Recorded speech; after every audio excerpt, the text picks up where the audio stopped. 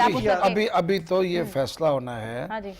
कि फायरिंग का हुक्म किसने दिया था। असल चीज तो ये है जैसे कि एक फैसला, गोली आज खुद कोई भी नहीं चलाता।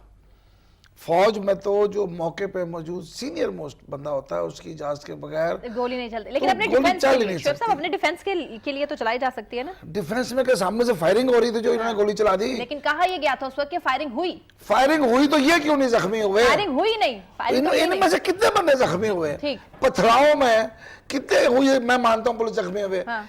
जिस तरीके से, जिस बर्बरियत से, दरिंदगी से जो जुल्म उस दिन वहां हुआ है, वो निहत्ते थे।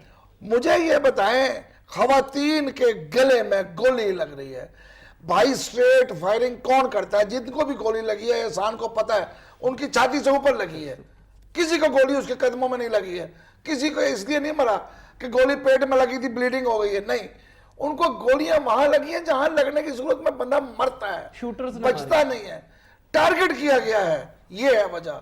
इसलिए